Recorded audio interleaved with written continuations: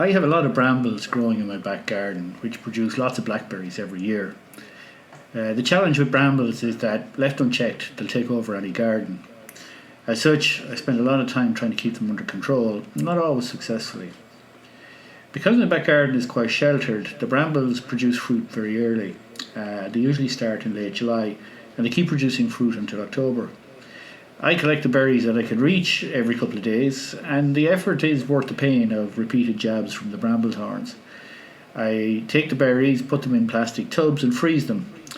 I then use them during the winter and spring, either for breakfast, I microwave them along with my porridge, or occasionally bake them in a pie.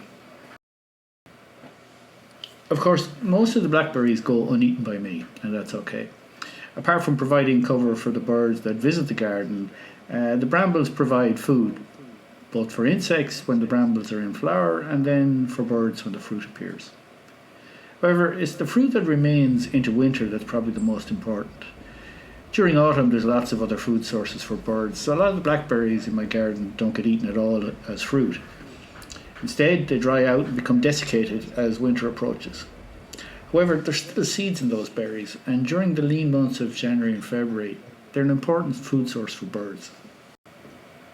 During this recent cold snap, a pair of bullfinches, a male and female, have been visiting the garden to feed on those seeds. They'll feed for at least an hour at a time, so they're clearly getting some sustenance from the seeds. They arrive together and leave together each time.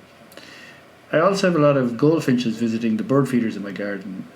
However, the goldfinches are equally happy feeding on the blackberry heads, even when there's food in the feeder. By and large, I've observed the goldfinches always prefer native food sources to the feeders when they have a choice. So it's best to cultivate as much as possible the best natural conditions and food sources in a back garden for the birds that visit. The bullfinches never come to the feeders. During the summer, they visited to feed on the heads of some thistles that had grown naturally at the edge of my pond. They seemed to enjoy the thistles so much I left them grow there until all the heads were gone.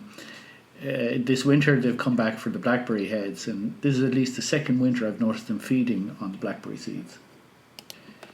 Thistles and brambles. I grew up on a farm and spent many an hour trying to keep both species under control.